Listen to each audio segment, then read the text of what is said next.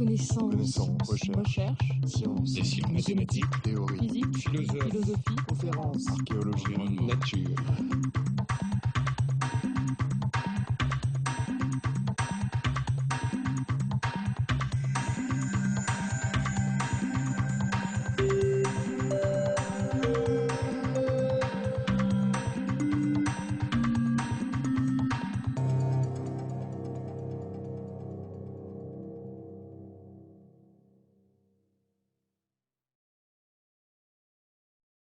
Comme c'est la dernière session avant la discussion, je voulais en profiter pour remercier Esther Duflo, le Collège de France, l'Agence française de développement pour organiser ce colloque fantastique. J'y ai appris beaucoup de choses. Je voulais aussi remercier l'équipe de GEPAL Europe, en particulier Elisabeth Bisley, la directrice, Hélène Jacobino, pour tous leurs efforts. Pour que cette conférence soit possible. Et enfin, l'équipe du Collège de France avec les traducteurs. Je ne sais pas comment vous avez réussi à nous suivre depuis 2 jours, mais je pense que vous êtes bien fatigués avec toutes ces traductions. Et également l'équipe technique et Sophie Grancière-Rodriguez qui s'est occupée de tous nos voyages. Donc merci beaucoup au nom de toute l'équipe.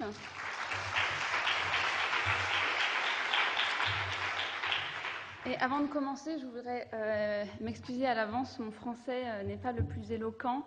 Il a souffert beaucoup du fait que depuis de nombreuses années, maintenant j'écris en anglais, je parle en anglais chez moi, dans mon travail. Donc j'ai l'habitude de présenter ces choses en anglais, donc souvent je vais chercher mes mots, je m'excuse à l'avance. Mais pour rendre les choses plus faciles pour les anglophones dans la salle, j'ai décidé de faire des diapositives bilingues. Donc si vous parlez anglais, vous regardez le bleu. Et sinon, vous regardez le noir, d'accord ? Et ce dont je vais parler aujourd'hui, c'est des stratégies pour améliorer la diffusion des moustiquaires imprégnés en Afrique subsaharienne. Et pour parler de ce sujet, je vais m'appuyer sur les résultats de 3 expériences de terrain que j'ai conduites au Kenya au cours des années passées. Et donc le problème sous-jacent à cette question de la diffusion des moustiquaires, c'est le problème du paludisme. J'imagine que je n'ai pas besoin d'en parler trop. Vous avez tous entendu ce mot paludisme ou malaria en anglais. C'est une maladie infectieuse qui est transmise de personne à personne à travers les piqûres de moustiques. C'est une maladie qui tue tout un tas de monde, encore à peu près 1 million de personnes par an. Les personnes qui meurent de la malaria chaque année sont en général des enfants de moins de 5 ans ou bien des femmes enceintes dont le système immunitaire est affaibli par la grossesse. Et la plupart de ces gens qui meurent de la malaria chaque année meurent en Afrique subsaharienne, où un tas de pays souffrent encore de malaria de façon endémique ou bien épidémique, c'est-à-dire lors des saisons pluvieuses. Donc, je vais utiliser le mot ITN pour décrire les moustiquaires. Ça prend moins de place sur une diapo d'avoir ITN, qui veut dire Insecticide Treated Net en anglais, et qui est en fait une moustiquaire imprégnée d'insecticides. Et en particulier, je vais parler d'une nouvelle génération de ITN ou de moustiquaires qui sont des moustiquaires imprégnés à longue durée, c'est-à-dire que l'insecticide sur la moustiquaire reste efficace pour toute la durée de vie de la moustiquaire. Donc, qu'est-ce que c'est qu'une moustiquaire? Très rapidement, ici vous avez un exemple d'une moustiquaire rectangulaire, donc vous la mettez au-dessus de votre lit, ou bien une ITN circulaire.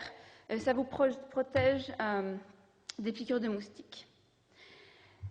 Et pourquoi est-ce que ces moustiquaires sont un début de solution pour le paludisme? Eh bien, tout simplement parce que dans les années 90, il y a eu un certain nombre d'expériences aléatoires contrôlées faites par des médecins dans différents pays d'Afrique qui ont montré que l'usage régulier et constant de moustiquaires permet de diminuer de façon radicale le nombre d'infections par la malaria, et en particulier ça permet de réduire la mortalité infantile de à peu près 20%, ce qui est très important. Par contre, si vous regardez le nombre de gens dans le monde, endémique avec de la malaria qui utilisent des moustiquaires, ça reste très faible. Donc l'information qu'on a la plus récente, ça vient du rapport mondial sur le paludisme de 2008, qui a regardé les données de plus de 18 enquêtes faites dans des pays africains, qui a trouvé qu'en 2007, c'est-à-dire très récemment, à peu près un quart des enfants et des femmes enceintes dormaient sous des moustiquaires. Donc on a encore 3/4 des gens à couvrir. Donc pourquoi ces taux de couverture sont si bas? On sait que ça marche, les moustiquaires. comment se fait-il qu'on n'a pas réussi à s'assurer que les gens qui eux-mêmes bénéficieraient énormément d'être protégés investissent dans des moustiquaires? Après plusieurs mois à me poser la question, j'en ai conclu qu'en fait, le manque de couverture vient du fait qu'il n'y a pas encore eu de vrai accord dans la communauté internationale sur quelle est la meilleure façon de distribuer ces moustiquaires. Et en particulier, si vous regardez au sein des praticiens, il semble y avoir un gros débat qui est donner ou ne pas donner. Il y a des gens d'un côté, en particulier, je suis sûre que vous avez entendu parler de Jeffrey Sachs. Il a été récemment rejoint par l'Organisation mondiale de la santé, qui pense qu'il faut absolument distribuer ces moustiquaires gratuitement. Les arguments qu'ils avancent sont les suivants. La demande pour les moustiquaires est très élastique au prix, comme on dit dans le jargon des économistes, c'est-à-dire que dès que vous augmentez le prix, vous allez faire baisser la demande, tout simplement parce que les gens, dans les endroits où il y a de la malaria, sont pauvres et sont aussi contraints dans leur accès au crédit. Ils ne peuvent pas emprunter et donc ils n'ont pas l'argent pour investir dans les moustiquaires qui coûtent relativement cher. Une moustiquaire, ça coûte à peu près $6, ou alors je ne sais pas quel est le taux d'échange, mais enfin je dirais 4,50 €. C'est une somme très importante pour un tas de gens qui, en moyenne, vivent avec, si on veut utiliser la métaphore de la Banque mondiale, avec $1 par jour. L'autre argument pour la distribution gratuite, c'est que les moustiquaires génèrent un effet d'externalité positive. Donc encore, c'est un peu du jargon, mais ce que ça veut dire, c'est que le plus de gens sont couverts par des moustiquaires, le moins de transmission il y aura. Et l'idée, c'est que si moi je suis protégée par une moustiquaire, donc je n'ai pas la malaria, même si un moustique me pique et ensuite vous pique, vous êtes tranquille puisque moi je n'ai pas la malaria parce que je suis protégée. Le problème, c'est que ces effets ne sont pas linéaires, c'est-à-dire qu'il faut avoir au moins un grand nombre de personnes couvertes pour que ces effets marchent. Donc si vous avez seulement 20% de la population couverte, les moustiques peuvent encore se balader et piquer les gens qui ont la malaria, qui ont du palu, et la transmission n'est pas réduite. Mais si vous avez au moins 50, voire 60% des gens qui se dorment sous des moustiquaires, alors là, tout le monde en profite. Parce que du coup, ce qui se passe, c'est qu'il n'y a plus assez de personnes infectées qui ne sont pas protégées, et donc, essentiellement, les moustiques disparaissent. Bon. Enfin, c'est une simplification, mais c'est l'idée de l'externalité positive. De l'autre côté du débat, il y a les gens, en particulier les organisations internationales qui font de ce qu'on appelle du marketing social, qui pensent que donner gratuitement les moustiquaires, ce n'est pas nécessairement la solution. Et la raison est la suivante. Quand les gens doivent payer pour quelque chose, ils doivent au moins se poser la question, est-ce que je veux vraiment dépenser des sous pour cette chose-là ? Ça veut dire qu'ils ne vont pas décider de dépenser des sous s'ils n'ont pas l'intention d'utiliser le produit ou s'ils n'ont pas un intérêt pour le produit. D'accord ? Donc, si on veut éviter le gaspillage, on ne veut pas donner des moustiquaires à des gens qui ne vont pas du tout les utiliser. Donc, si on charge même un petit montant minimal, on peut on peut décourager les gens qui n'auraient aucunement l'intention d'utiliser la moustiquaire de toute façon à la prendre et l'emmener chez eux. Donc, ça évite le gaspillage. On peut aussi penser à un effet psychologique des prix. Si vous avez payé pour quelque chose, vous avez payé à un prix relativement élevé par rapport à vos moyens, ça risque d'être coûteux pour vous psychologiquement de ne pas utiliser ce produit. Imaginez que vous achetez une paire de chaussures à 200 €. Si vous ne les utilisez absolument jamais, vous aurez quand même mauvaise conscience d'avoir dépensé 200 € dans une paire de chaussures. Alors que si c'est une paire de chaussures à 20 €, peut-être que vous vous direz, bon, bah, de toute façon, elles sont nulles, ces chaussures, donc c'est pas grave, j'ai pas dépensé grand-chose. Donc cet effet psychologique, le plus on a payé, le plus on veut l'utiliser. Ça pourrait être une raison pour laquelle c'est important de charger au moins, de faire payer au moins quelque chose aux gens. Donc ces deux arguments qui sont donnés de l'autre côté du débat, c'est pour dire si on fait payer quelque chose, alors on devrait observer que les gens utilisent la moustiquaire et la mettent à bon escient avec une plus grande probabilité. Donc, comme je le disais tout à l'heure, en raison de l'absence d'accord, l'absence de consensus sur le prix qu'il faut faire payer, il y a eu relativement peu de diffusion jusqu'à présent. Donc, la première expérience dont je veux parler, c'est une expérience que j'ai mise en place avec Jessica Cohen, qui est à Brookings Institution à Washington, D.C. Et on voulait simplement répondre à la question, bon, qui a raison ? Est-ce qu'il faut donner une moustiquaire gratuitement ou est-ce qu'il faut faire payer ? Et en particulier, pour répondre à cette question-là, c'était important d'estimer deux paramètres. Le premier, c'était de mesurer la réelle sensibilité de la demande au prix. Et le second paramètre, c'est de regarder à quel point le prix payé va faire changer le taux d'usage parmi les personnes qui acquièrent la moustiquaire. Donc pour faire ça, nous avons travaillé avec des dispensaires de soins prénataux dans une partie rurale du Kenya, à l'ouest du Kenya. Et on a utilisé la méthode dont vous avez bien entendu parler maintenant depuis les 2 derniers jours, c'est-à-dire la méthode aléatoire. Donc on a aléatoirement décidé quelle clinique, quel dispensaire devrait donner les moustiquaires gratuitement à toute femme enceinte qui vient pour une visite prénatale et quel dispensaire devrait faire payer un prix. Et ce prix, si c'était un prix positif, aussi variait. Il y avait un petit prix, un moyen prix et un plus gros prix. Et ensuite, on a simplement comparé le nombre d'achats entre les dispensaires en fonction du prix et le taux d'usage des moustiquaires acquises en fonction du prix. Quels sont les résultats? Bon, très simplement, on voit qu'effectivement, comme on le sait tous, la leçon numéro 1 en économie, c'est que la demande baisse quand les prix augmentent. Effectivement, c'est ce qu'on observe. Si vous donnez les moustiquaires gratuitement, vous voyez que le nombre de moustiquaires qui sont distribués est beaucoup plus élevé que si vous chargez un prix, même relativement faible. 40 shillings kenyans, c'est à peu près 60 cents en dollars, et donc j'imagine moins de 50 cents d'euros. D'accord ? Ce que vous pouvez remarquer, c'est que le nombre d'achats ne baisse pas radicalement quand vous passez d'un prix de 0 à un prix de 10. Donc ce n'est pas qu'il y a une espèce d'aversion à payer quoi que ce soit, ça semble être plus une histoire de contraintes budgétaires. Donc quand vous chargez plus, quand vous faites payer plus cher, il y a beaucoup moins de gens qui peuvent acheter la moustiquaire. Par contre, la probabilité que les gens mettent la moustiquaire à bon usage est la même, quel que soit le prix payé. Donc, environ 2 mois après avoir acheté la moustiquaire, on trouve qu'en moyenne, 60% des gens utilisent la moustiquaire. Et on peut découper les données dans n'importe quel sens. On trouve que quelles que soient les sous-populations que l'on regarde, il n'y a vraiment aucun effet du prix sur la probabilité d'utiliser la moustiquaire. Donc, si vous avez l'impression que ces barres sont un peu différentes entre elles, en fait, on ne peut pas distinguer qu'elles sont les mêmes d'un point de vue statistique. Donc, d'un point de vue statistique, ce que vous voyez là, ça veut dire que l'usage n'est pas déterminé par le prix.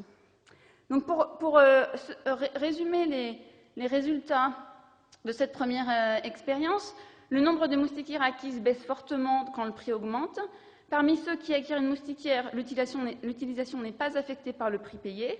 Donc, en conséquence, si vous multipliez le résultat numéro 1 par le résultat numéro 2, ce que vous trouvez, c'est qu'il y aura beaucoup plus de gens qui vont dormir sous une moustiquaire si elles sont distribuées gratuitement que si on les fait payer.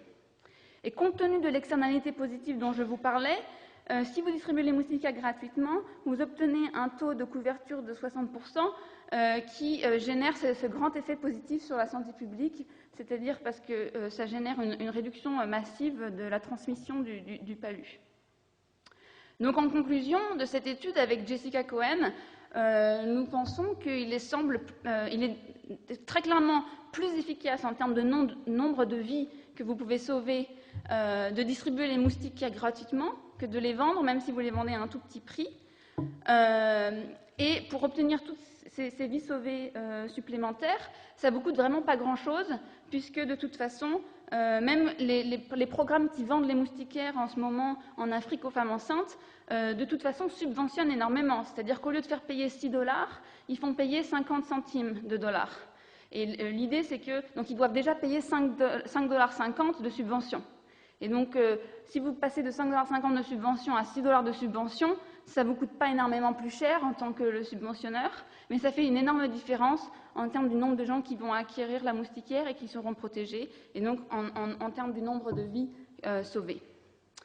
Donc maintenant, la deuxième expérience, elle s'est construite sur les résultats de la première, et l'idée c'était, est-ce qu'il y a quelque chose qu'on puisse faire pour augmenter la demande quand ça n'est pas gratuit? Parce qu'effectivement, les résultats de la première expérience, c'est que la demande semble être très sensible au prix. Donc, est-ce qu'on peut essayer de désensibiliser les gens au prix? Est-ce qu'on peut essayer de rendre cette courbe de demande qui était très, comment on dit, pentue, en quelque chose de moins pentu?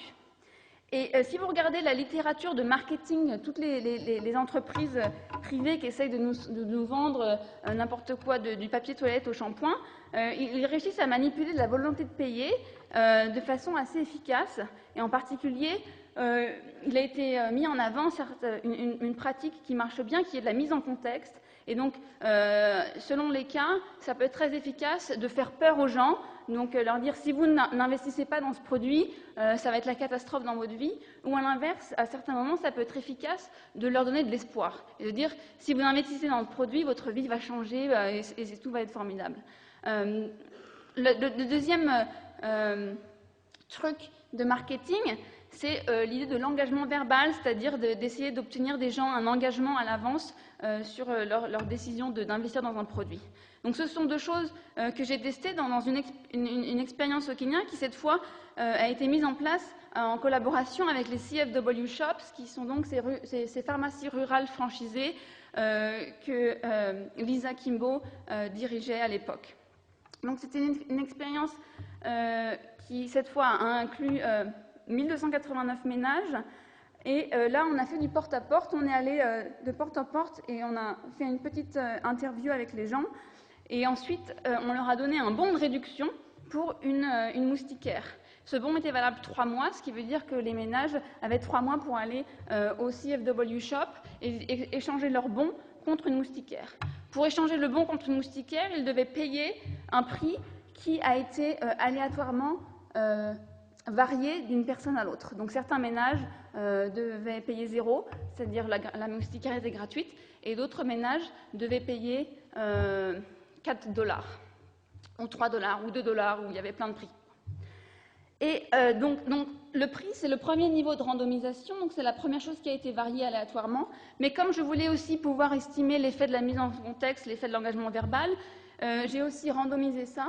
Et finalement, enfin, j'ai randomisé le sexe du bénéficiaire avec l'idée que peut-être les femmes ou les hommes n'ont pas ne répondent pas de la même façon à ces techniques de marketing, et que peut-être c'est intéressant de regarder si on peut changer la sensibilité au prix des femmes ou des hommes différemment. Donc j'ai déjà parlé de la randomisation, le premier niveau de randomisation qui est donc le prix, donc ça a varié de 0 à 300 shillings kenyans, c'est-à-dire 3,3 € ou 4,6 $. Ensuite, le deuxième niveau de randomisation, c'était la mise en contexte. Donc là, il y a eu 3 groupes, donc un tiers des ménages ont été aléatoirement assignés au groupe où on a mis en avant la charge de morbidité et de mortalité de la malaria au moment où on leur a donné le bon. Donc au moment où ils ont reçu le bon de réduction, on leur a dit voilà, c'est un bon pour une moustiquaire, et vous savez, la moustiquaire, c'est pour empêcher le paludisme. Est-ce que dans votre ménage, vous avez été victime de crises de palu? Et si oui, est-ce que ça a mené à la mort d'un enfant? Donc on leur posait des questions qui étaient assez difficiles pour les ménages, ainsi que pour les enquêteurs d'ailleurs, qui étaient de vraiment demander aux gens de retracer leur histoire vis-à-vis du paludisme au cours des années récentes, à la fois dans leur propre famille, parmi leurs voisins, parmi leurs amis, pour rendre vraiment prescient le côté horrible de la malaria et tester, voir si ça pouvait inciter les gens à investir plus dans la moustiquaire.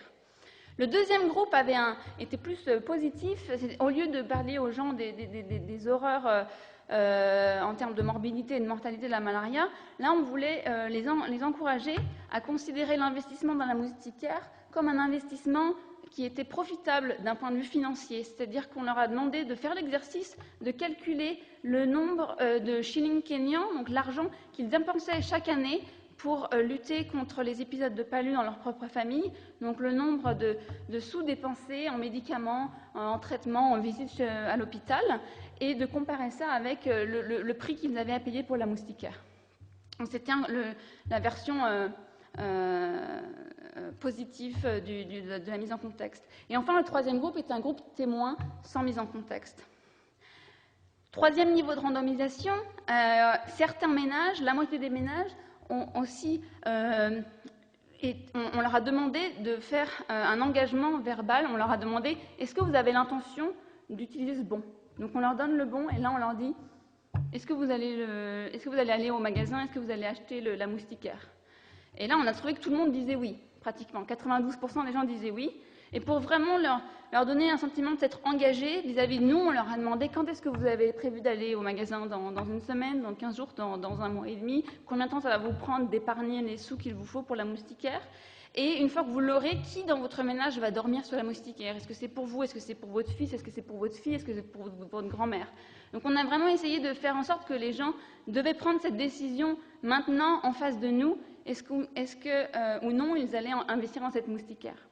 L'idée derrière cette intervention, c'était cette théorie de l'autoperception et cette technique du marketing qui s'appelle le pied dans la porte. Enfin, je ne sais pas si ça existe en français, mais enfin en anglais c'est foot in the door, qui est de dire qu'une fois que les gens, vous avez forcé les gens à prendre une décision comme ça, à s'engager vis-à-vis de vous, comme ils s'engagent parce qu'ils savent que c'est bien pour eux d'investir dans la moustiquaire, ça crée une perception d'eux-mêmes qui est positive, qu'ils ne veulent pas nécessairement décevoir le lendemain ou la semaine d'après en n'effectuant pas le comportement qu'ils s'étaient promis à eux-mêmes ainsi qu'à nous de faire. Quatrième niveau de randomisation, c'est simplement qui, dans le ménage, a reçu le bon, qui était soumis à la mise en contexte ou bien à l'engagement verbal. Est-ce que c'était l'homme, est-ce que c'était la femme ou est-ce que c'était les deux en même temps? Donc les résultats, eh bien c'est très simple, rien ne fait une différence à part le prix. Donc en gros, l'idée, c'était de voir si on pouvait rendre la courbe de demande un petit peu moins pentue. La réponse, c'est non. La courbe de demande reste très pentue et il n'y a à peu près rien qu'on puisse faire pour la changer. Donc pour vous convaincre, je vais vous montrer quelques graphes. Ça, c'est la courbe de demande. Donc cette fois, par rapport à l'expérience d'avant qui était avec les cliniques prénatales, le range, pardon,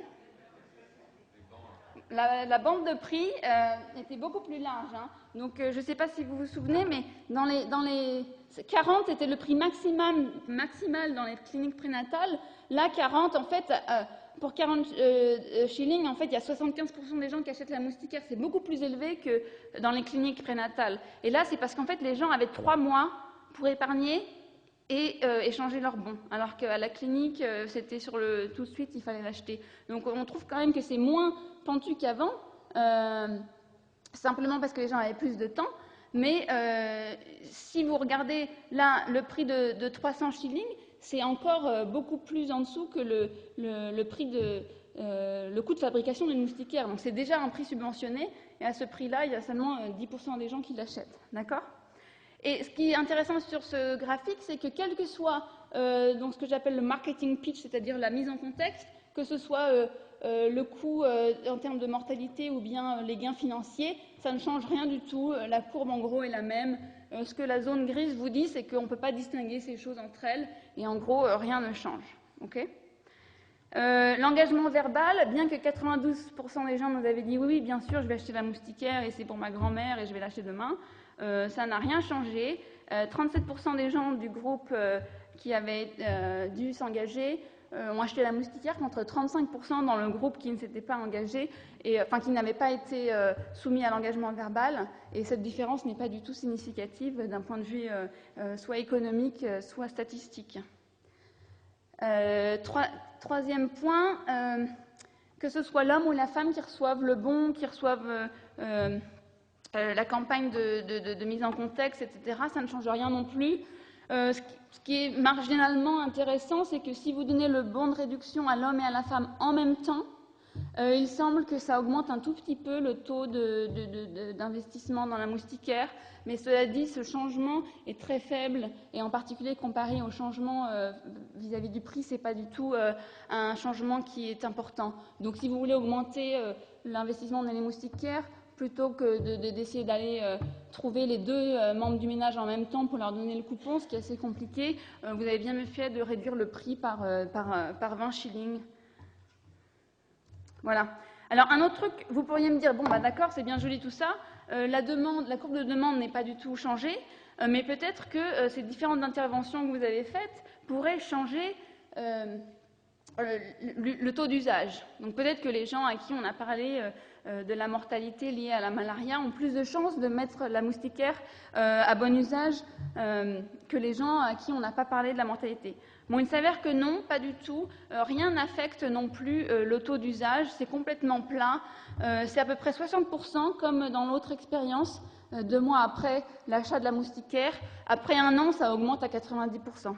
Mais c'est plat. Rien ne change. Et aussi, on a regardé si ça changeait qui dort sous la moustiquaire. Peut-être que les gens ont plus de chances de faire dormir leurs enfants sous la moustiquaire si on leur a parlé de la mortalité. Mais non, rien ne change ça non plus. D'accord ? Donc, pour résumer les résultats des expériences 1 et 2 au total, il semble que la demande pour les moustiquaires au Kenya est sensible au prix, mais peu sensible aux autres variables testées. Donc rien ne marche, en gros. Et toujours la même conclusion que à ce stade-là, la distribution gratuite semble plus efficace et plus rentable que la vente. Alors maintenant, la question que vous pourriez me poser, c'est et le long terme? Parce que c'est bien joli tout ça, on va donner des moustiquaires gratuites à tout le monde, mais qu'est-ce que ça veut dire pour le long terme? Est-ce que les gens ne vont pas s'habituer à recevoir des moustiquaires gratuites et ensuite ce sera impossible de leur faire payer quoi que ce soit pour une moustiquaire dans le long terme? Ou même d'autres produits de santé ou d'autres produits d'éducation qu'on découvre qui sont très efficaces, peut-être que les gens vont se dire, bon ben, je ne vais pas m'embêter à les acheter, je vais attendre que le gouvernement vienne ou qu'une ONG vienne et me les donne gratuitement. Donc il y a deux raisons pour lesquelles on pourrait penser que ça aurait lieu. On pourrait penser que les gens ont tendance à s'ancrer autour des prix qu'ils ont eus en phase 2 dans le passé, ou pour ceux qui eux-mêmes n'ont pas reçu le bon de réduction, qui n'ont pas reçu la moustiquaire gratuite. Par exemple, la plupart des gouvernements qui décident de donner des moustiquaires gratuites maintenant le font seulement pour les femmes enceintes, par exemple, et donc pas pour toute la population. Donc on pourrait imaginer que les gens qui ne reçoivent pas la moustiquaire gratuite se disent, bon bah, pourquoi est-ce que je vais m'embêter à en acheter une? Je vais attendre jusqu'à ce que j'ai une voisine qui est enceinte qui peut m'en refiler une ou un truc comme ça. Donc, pour tester... Alors, par contre, donc ça, ces effets, en fait, ce n'est pas du tout les effets standards que la théorie économique prédirait. Ce que la théorie économique prédit, c'est plutôt l'inverse, c'est-à-dire que les gens, une fois qu'ils ont eu la chance d'utiliser une moustiquaire, qu'ils ont reçue gratuitement, disons, du coup, ils savent à quel point c'est bien, ces moustiquaires-là. Ils peuvent expérimenter les effets de première main. Et cet apprentissage de l'efficacité des moustiquaires ne peut que renforcer leur volonté d'investir dans une moustiquaire dans le futur. Un autre effet standard que la théorie économique prédirait, c'est que si moi j'apprends à quel point ces moustiquaires sont formidables, il n'y a pas de raison que je ne partage pas cette information avec mes voisins. Donc je vais recevoir, je suis enceinte, je reçois une moustiquaire gratuite, je suis toute contente parce que ça marche très bien. Après je vais dire à tous mes voisins, écoutez, c'est vraiment formidable ce truc, vous devriez tous en acheter une.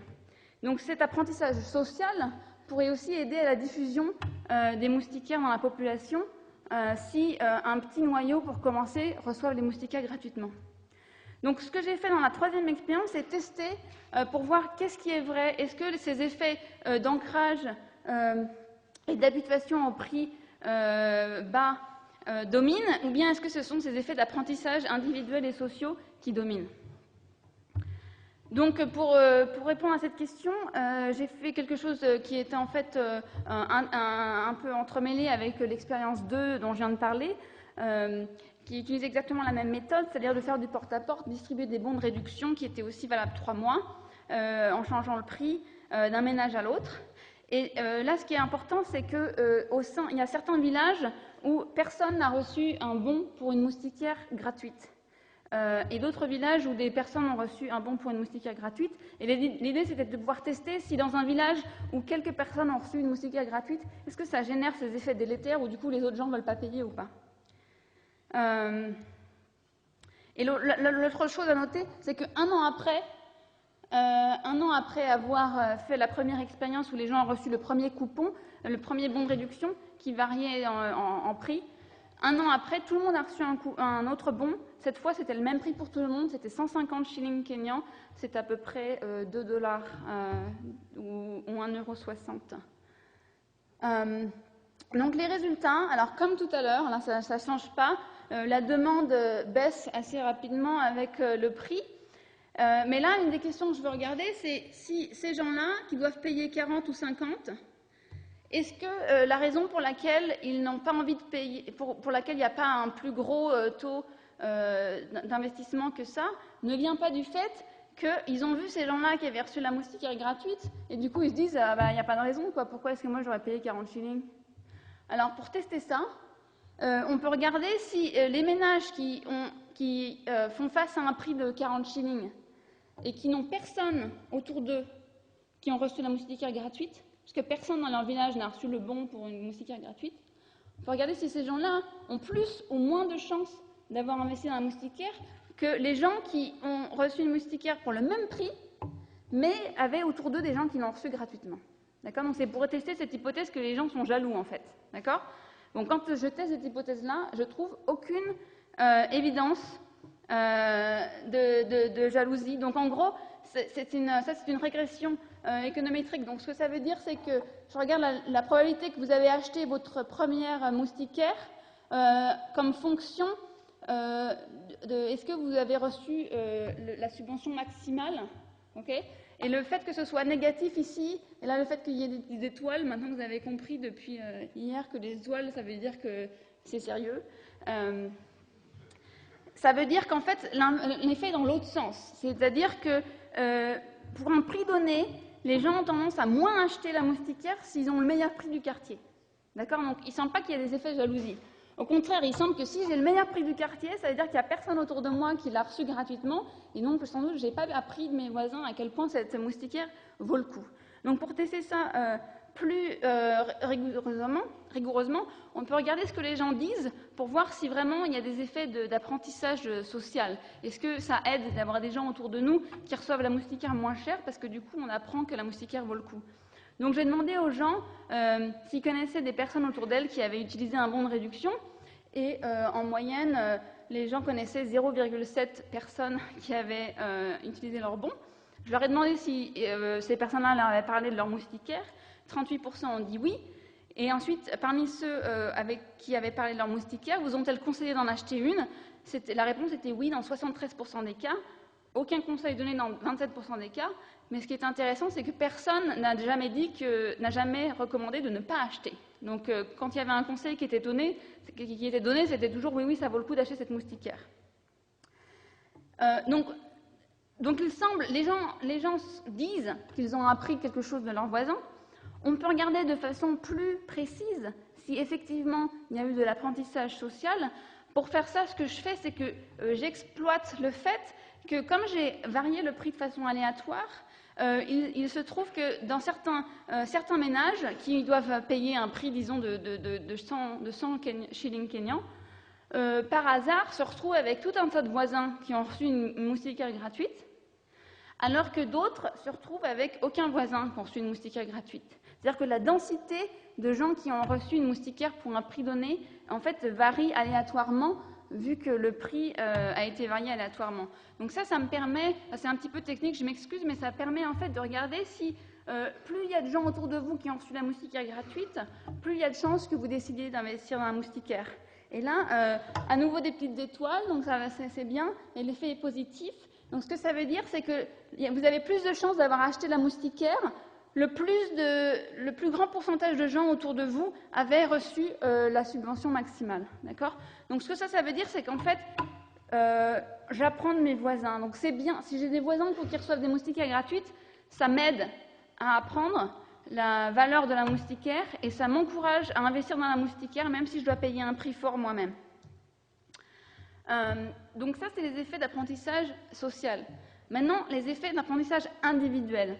Donc, est-ce que les personnes qui elles-mêmes ont reçu une moustiquaire gratuite en 2007, un bon de réduction pour une moustiquaire gratuite en 2007, est-ce qu'en 2008, quand on retourne les voir et qu'on leur dit « Tenez, vous ne voulez pas en acheter une autre », est-ce qu'ils ont tendance à être un peu découragés à l'idée d'en acheter une, parce qu'ils pensaient que maintenant ils allaient toujours les recevoir gratuitement, ou bien est-ce que, comme ils ont appris que la moustiquaire marchait bien, ils sont d'accord pour en acheter une autre? Alors, En gros, l'idée, c'est de voir si l'effet d'expérience domine ou est dominé par l'effet d'ancrage du prix. Donc, pour qu'il y ait un effet d'expérience, la première chose, c'est de vérifier que les gens, effectivement, utilisent la moustiquaire. Donc, comme je vous ai montré tout à l'heure, 60% des gens utilisent la moustiquaire au bout de 2 mois, et au bout d'un an, 90% utilisent la moustiquaire, et ça, c'est indépendamment du prix qu'ils ont payé, comme on l'a vu tout à l'heure. Donc, il semble que quand les gens reçoivent une moustiquaire gratuite, c'est clair qu'ils ont la chance d'expérimenter avec la moustiquaire. Maintenant, ce qu'ils pourraient apprendre, c'est que la moustiquaire est complètement nulle et qu'en fait, ça ne marche pas du tout. Donc, la deuxième chose qu'il faut regarder, c'est qu'en fait, pour ces gens-là, non seulement ils ont utilisé la moustiquaire, mais en plus, ça a amélioré leur santé. Donc, pour ça, on peut regarder la probabilité que les gens déclarent avoir eu un problème de malaria dans le mois qui a précédé l'enquête. Et effectivement, on trouve que les ménages qui ont bénéficié d'une moustiquaire gratuite en 2007 ont moins de chances d'avoir la malaria que les gens qui n'ont pas bénéficié d'une moustiquaire gratuite. D'accord ? Donc effectivement, il y a une baisse des épisodes de malaria. Donc il semble que les gens, si ils utilisent la moustiquaire et qu'ils observent cette baisse de morbidité, devraient s'apercevoir que la moustiquaire est efficace. Et quand on leur demande, alors est-ce que vous trouvez que cette moustiquaire est bien, 87% des gens disent que oui, cette moustiquaire est beaucoup mieux que n'importe quelle moustiquaire qu'ils avaient pu avoir avant, qui typiquement n'était pas imprégnée d'insecticides et donc n'était pas n'était pas du tout efficace, ou beaucoup moins efficace. Là encore, absolument personne ne dit que la moustiquaire n'était pas bien. Si on demande aux gens combien est-ce que vous voulez payer pour cette moustiquaire, je leur avais demandé la première année, et c'était à peu près 100 shillings en moyenne. La deuxième année, après qu'ils ont eu la chance d'utiliser la moustiquaire, ça augmente de façon considérable. En particulier les gens qui avaient reçu pour une moustiquaire gratuite, leur déclaration est que maintenant ils sont prêts à payer plus de 150 shillings. D'accord ? Ça, c'est bien joli, c'est la déclaration. Donc peut-être qu'ils ont compris après, ça fait 3 ans que je fais des expériences avec les moustiquaires au Kenya. Ils se sont dit, oulala, celle-là, on sait qu'elle aime les moustiquaires. Donc quand elle vient de nous demander notre avis, on va lui dire, oui, bien sûr, on veut payer des tonnes. Mais est-ce que c'est vrai? Donc pour vérifier ça, je peux regarder si, de fait, les gens ont utilisé leur second bon de réduction, qui cette fois requérait de tout le monde un paiement de 150 shillings. Et là, je vois que les gens qui avaient reçu la première moustiquaire gratuite ont à peu près 6 points de pourcentage plus de chances d'acheter la deuxième moustiquaire que ceux qui n'ont jamais reçu de moustiquaire gratuite. Donc cet effet est d'autant plus impressionnant que ces gens-là, ils en ont déjà une chez eux. Alors que ceux-là, ils n'en ont pas, ou beaucoup moins, puisque l'achat était beaucoup plus faible. Donc, si vous imaginez qu'avoir 2 moustiquaires, c'est bien, mais ça n'a pas autant d'effet que 2 fois l'effet d'une moustiquaire. Donc, s'il y a des effets qui décroît avec le nombre, on devrait anticiper que ces gens-là, en fait, ne devraient pas vouloir acheter une seconde moustiquaire autant que ces gens-là. Bon, il s'avère qu'en fait, ils en achètent plus. Ce qui renforce l'idée qu'ils ont appris quelque chose sur la moustiquaire. Mais là encore, et l'effet est assez important, c'est que 6 points de pourcentage, ça revient à 42%. Là encore, vous pourriez me dire, bon, d'accord, mais peut-être que tout ça, ça n'a rien à voir avec l'apprentissage, c'est juste que les gens qui ont une moustiquaire gratuite, comme je viens de vous montrer, ils ont moins de chances d'avoir des problèmes de malaria, du coup, ils sont plus productifs, ils travaillent mieux, ils gagnent plus d'argent, et donc, ça leur génère un effet, ce qu'on appelle un effet revenu, c'est-à-dire qu'ils ont plus de sous, donc c'est plus facile pour eux d'acheter une moustiquaire. Donc, d'un point de vue purement de politique, c'est pas nécessaire de savoir si c'est un effet revenu ou un effet d'expérience qui compte, mais d'un point de vue académique, c'est intéressant de savoir si ça vient d'un effet d'apprentissage ou d'un effet revenu. Donc, pour tester ça, ce que j'ai fait, c'est que je leur ai donné un bon pour un autre produit. Un produit pour lequel ils n'avaient pas eu la chance d'expérimenter, il n'y avait pas eu d'apprentissage plus important parmi un groupe que l'autre. Et donc, ce bon, c'était un bon pour un produit de traitement de l'eau. Et il s'avère que les gens qui avaient reçu la moustiquaire gratuite la première année ont effectivement une probabilité plus grande d'acheter le produit de traitement de l'eau. Ce qui veut dire qu'effectivement, il y a un effet revenu. Les gens ont plus de sous et du coup, ils investissent dans l'eau. Mais cet effet est seulement de 16% contre 42% sur l'effet des moustiquaires, ce qui veut dire qu'il y a quand même un effet d'apprentissage des moustiquaires. D'accord ? Donc la conclusion, c'est que quand vous donnez une moustiquaire gratuite aux gens, non seulement ils apprennent quelque chose sur la valeur des moustiquaires, mais aussi ça génère un effet revenu qui leur permet d'investir dans d'autres produits de santé. Donc pour conclure, la distribution gratuite de moustiquaires semble le moyen le plus efficace pour augmenter immédiatement le taux de couverture, l'anglais, le taux de couverture des populations les plus vulnérables face au paludisme. Et jusqu'à présent, dans ma recherche, je n'ai pas trouvé d'évidence qu'il y ait des inconvénients à la distribution gratuite, puisque les gens semblent utiliser la moustiquaire autant lorsqu'ils la reçoivent gratuitement que lorsqu'ils l'ont payée, et ils ne semblent pas prendre l'habitude de ce qu'on leur donne. Cela dit, en fait, tout ça, c'est qu'une toute petite partie du travail, donc j'ai encore de longues années devant moi. Il y a un tas de questions qui restent à résoudre avant qu'on puisse vraiment se lancer à faire de la distribution gratuite à tue-tête. Pourquoi ? Parce qu'en fait, à grande échelle, ça va être beaucoup plus dur de mettre en place un programme comme ceux que j'ai mis en place au Kenya. Parce que je pouvais faire la police et je pouvais vérifier que les cliniques ou les CFW shops respectaient le protocole et respectaient le prix qu'ils avaient à payer. Mais vous pouvez imaginer qu'à grande échelle, si c'est le gouvernement qui veut mettre en place un programme de distribution gratuite, il y aura sans doute des problèmes de corruption importants, des problèmes de fuite, où la moitié des moustiquaires qui sont censés aller aux femmes enceintes se retrouvent en Ouganda mises en vente par les médecins des hôpitaux qui sont censés les donner gratuitement. Une autre question, c'est que le Kenya est un contexte spécifique. Il y avait eu au Kenya pendant des années, avant ces expériences, des campagnes faites par le gouvernement, mais aussi par une organisation de marketing qui s'appelle PSI, Population Services International, qui avait fait vraiment beaucoup de campagnes d'information sur les moustiquaires. Donc j'ai fait toutes ces expériences dans un contexte où les gens savaient déjà quelque chose sur les moustiquaires, et je ne peux pas vraiment dire ce qui se passerait si on faisait une distribution gratuite dans un pays où personne n'a jamais entendu parler des moustiquaires, où ne connaît rien à la malaria, ne sait pas que les moustiques ont quelque chose à voir avec le paludisme. Dans ces cas-là, il faudrait sans doute accompagner la distribution gratuite de programmes d'information, mais ce n'est pas quelque chose sur lequel je peux vraiment parler, puisque dans le contexte où j'ai fait ces études, l'information était déjà là. Donc je m'arrête là et je vais laisser à Lisa Kimbo la parole. Merci.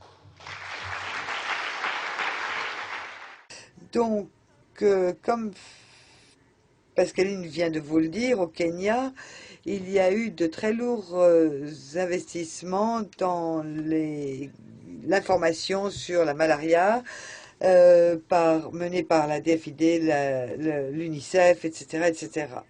Au cours de la dernière année ou des 2 dernières années, on a vu une augmentation considérable du nombre d'enfants âgés de moins de 5 ans qui dormaient sous une moustiquaire, et nous en sommes à 67% en 2006, alors que nous étions partis à 7% en 2004. Et ceci est largement attribuable à la distribution de moustiquaires gratuites. Le GFATM a distribué 3,4 millions de moustiquaires en 2006-2007, et l'UNICEF a également distribué près de 1,5 million de ces moustiquaires. Autre chose à dire sur l'environnement kényan, c'est qu'il y a des taux d'utilisation très différents entre le Kenya de l'Ouest, où Pascaline a fait la plupart de ses travaux, et la zone côtière qui est à une altitude moins élevée, en bordure de la mer, où il fait très chaud, où le climat est très humide, et où là on peut avoir plus de problèmes dans cette zone. Je vais vous parler en quelques mots de l'expérience que nous avons dans d'autres domaines avec notre organisation. Nos ateliers sont notre organisation est une ONG non gouvernementale, donc nous travaillons avec des infirmières et des soignants dans les communautés, dans 25 districts à peu près dans le pays. Nous avons commencé par les provinces centrales et nous avons maintenant des boutiques dans les autres provinces à l'ouest du Kenya. La caractéristique de ces magasins, c'est qu'il s'agit de magasins en franchise, et l'organisation recrutent des infirmières qui montent leur propre boutique et qui fournissent également des services de soins à la communauté, qui facturent ces services, les consultations et les produits fournis. Donc les produits sont les traitements et dans le cas de la malaria, il y a diagnostic facturé, médicaments, avec un nouveau médicament qui est disponible qui s'appelle le Cortop et qui n'est pas facturé, mais par le passé, on facturait même les médicaments anti-malaria et nous fournissons également des moustiquaires subventionnés par l'intermédiaire d'une association qui s'appelle PSI, qui a beaucoup travaillé dans le pays. Les prix, et vous avez vu la photo tout à l'heure par Pascaline, vous avez des filets, des moustiquaires de différentes catégories. Nous avons eu des promotions pour les moustiquaires les moins chers en 2006 et cela nous a permis de confirmer qu'il y a une grosse différence quand on a vu la différence quand on a commencé à faire varier le prix des moustiquaires. Et comme on vous l'a déjà dit, nous avons constaté qu'il existe également d'autres programmes de distribution de moustiquaires dans le pays. Mais dans le cadre de cette opération, nous sommes passés de la vente de 2000 à 20 000 moustiquaires en un mois grâce à la réduction des prix qui sont passés donc à 1,50 $ à 60 cents de dollars pour une moustiquaire.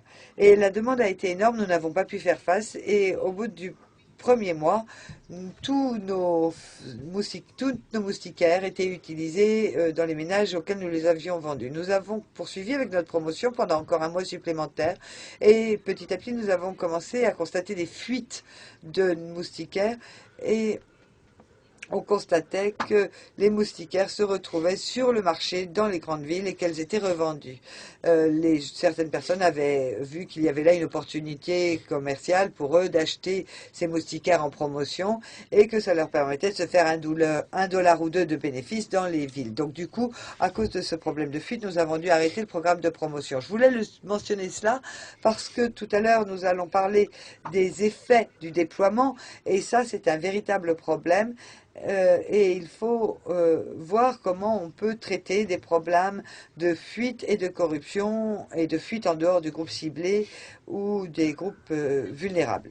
Mais ceci étant, avec le réseau de boutiques que nous avons, notre objectif est d'atteindre toutes les personnes de notre communauté et de fournir des services, des produits à tout le monde.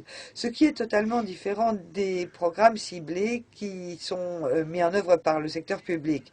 Dans notre cas, nous avions les moustiquaires et pour nous, l'important c'était de faire en sorte que le plus grand nombre de personnes dans les villages achètent des moustiquaires et les utilisent. Je voulais également vous dire 2 mots de Netmark, qui est un programme financé par l'AED, par l'association USAID et dirigé par l'AED.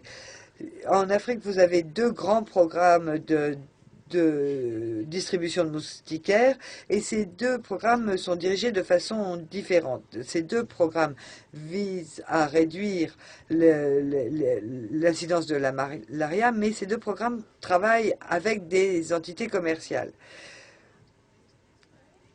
Et notre programme consiste à distribuer soit gratuitement des moustiquaires, soit des bons de réduction. Netmark s'attache à s'assurer que les produits vont vraiment aux gens qui en ont le plus besoin. Je ne vais pas trop rentrer dans les détails de la recherche, mais toutes les recherches que je vais citer ici sont disponibles sur le site netmarkafrica.org.recherche et Netmark a mené des enquêtes dans tous ces pays depuis bientôt 8 ans et ils ont travaillé systématiquement avec les mêmes ménages et ont également étudié les autres programmes qui ont été mis en œuvre dans le voisinage de ces ménages et de ces foyers. Et je pense que ces enseignements sont très riches et nous permettent d'apprendre énormément de choses sur la distribution des moustiquaires. Ici, quelques résultats des enquêtes de Netmark. Ils ont constaté qu'après avoir mené une campagne d'information et de communication dans la plupart des pays cités, la prise de conscience par rapport aux moustiquaires était devenue pratiquement universelle. Et ça a également été le cas au Kenya parce que des programmes sont en cours depuis plus de 10 ans maintenant. Et cependant, au Nigeria et au Ghana, ils ont constaté que les moustiquaires qui étaient achetés étaient plus susceptibles d'être utilisés que les moustiquaires qui étaient distribués gratuitement. 62% des moustiquaires qui avaient été achetés même à des montants très modiques, parce qu'il y a eu plusieurs programmes de coupons et de bons de réduction, mais 62% des moustiquaires achetés ont été utilisés à mettre en comparaison avec 57% de taux d'utilisation pour les moustiquaires qui avaient été distribués gratuitement. Au Nigeria, sur la période 2004-2008, lorsque on a eu 2 fois plus de personnes qui ont possédé des moustiquaires, on s'est rendu compte qu'il n'y avait pas plus d'utilisation. Et nombre des moustiquaires qui avaient été distribués gratuitement dans le cadre des programmes, on s'est rendu compte que 44% de ces moustiquaires n'étaient pas utilisés du tout. Et que 16% étaient même encore dans leurs emballages dans lesquels ils avaient été distribués. Et d'autres avaient été sortis des emballages mais n'avaient jamais été utilisés. Et ceci pour de nombreuses raisons différentes. Et là, il va falloir étudier beaucoup plus à fond pour identifier les raisons. Je voulais également vous dire 2 mots sur le statut socio-économique et vous dire 2 mots de ce que disent les gens, quelles sont les raisons qu'ils avancent pour ne pas avoir de moustiquaires dans des régions où les moustiquaires ont été largement distribués. Au Nigeria, 42% des personnes vous disent que les moustiquaires étaient trop chers. La situation doit être la même au Ghana. Et même lorsqu'il y a des programmes de coupons, etc., ils disent que c'est trop cher. Et non seulement que c'est trop cher, ça c'était une raison, mais ils disaient également que... Mais ce qu'on a constaté, c'est que cette réponse ne variait pas beaucoup d'un groupe socio-économique à un autre. Et l'une des conclusions des chercheurs de Netmark, c'est que bien souvent, dans ces communautés, on constate qu'il est devenu acceptable de dire « je ne peux pas m'en payer ». Et donc, bien souvent, c'est la réponse qui nous est donnée quand on pose la question « mais pourquoi n'avez-vous pas acheté de moustiquaires ?» Maintenant, ici... Pascaline vient de vous dire dans sa présentation différentes choses et moi je me suis posé la question de l'effet des campagnes visant à modifier les comportements des gens avant que les moustiquaires ne soient distribués dans ces Kenyas. On a vu des cas comme au Kenya où nous avons eu de grandes campagnes de prise de conscience, de communication. Et quand on arrive avec les moustiquaires, tout à coup, les gens les demandent très fortement. Et non seulement ils les demandent, mais ils les utilisent. Mais ceci, nous ne l'avons pas constaté de manière universelle dans toute la région. Par exemple, on a des exemples au Nigeria, mais également en Éthiopie, où l'utilisation des moustiquaires reste très faible, malgré des campagnes de distribution gratuite. En Éthiopie, dans les dernières années, plus de 20 millions de moustiquaires ont été distribués, ce qui est suffisant pour assurer une moustiquaire par foyer. Mais des recherches récentes, dont les résultats vont être publiés bientôt, démontrent que le taux d'utilisation reste très faible. Donc il est nécessaire de voir quel est le niveau de prise de conscience ou d'information ou de formation, d'éducation qui est nécessaire dans une communauté avant de mettre en place le programme de distribution des moustiquaires afin de s'assurer que ces moustiquaires, une fois distribués, seront véritablement utilisés. Autre enseignement que nous avons retiré de notre réseau de boutiques, c'est que les gens qui venaient acheter des moustiquaires étaient déjà propriétaires de moustiquaires qu'ils avaient reçus éventuellement gratuitement dans le cadre de campagnes de distribution. Je suis pour ma part d'avis qu'il faut qu'il y ait un essai gratuit qui permet de compléter l'éducation des gens et qu'ensuite, lorsque vous leur proposez de venir les acheter, ils le font. Mais dans toutes les communications que nous avons sur les moustiquaires, on voit l'idée que les moustiquaires qui sont offertes et distribuées peuvent durer 3-4 ans et qu'on peut les laver plusieurs fois par an. Mais notre expérience dans nos moustiques nous ont montré que certaines des moustiquaires n'ont pas survécu plus de 6 mois dans les conditions d'utilisation standard à la campagne. Donc il est nécessaire de mener des études pour voir, après un certain nombre d'années, pour voir quelle est la longévité de ces avantages, de ces bénéfices, et à quel moment il convient de remplacer les moustiquaires. Mais maintenant, parlant du problème de remplacement, je viens du secteur privé, et autant le secteur privé, on dit que si on distribue gratuitement les moustiquaires, ces moustiquaires devront être remplacés, et il n'a pas été dit dans la campagne de distribution gratuite qu'il faudrait disposer d'alternatives, qu'il faut qu'il y ait un marché, qu'il faut qu'il y ait des fournisseurs qui permettent aux gens par la suite d'acheter les moustiquaires. Et moi, je suis bien consciente que nous n'avons même pas commencé à étudier ce qui allait se passer après.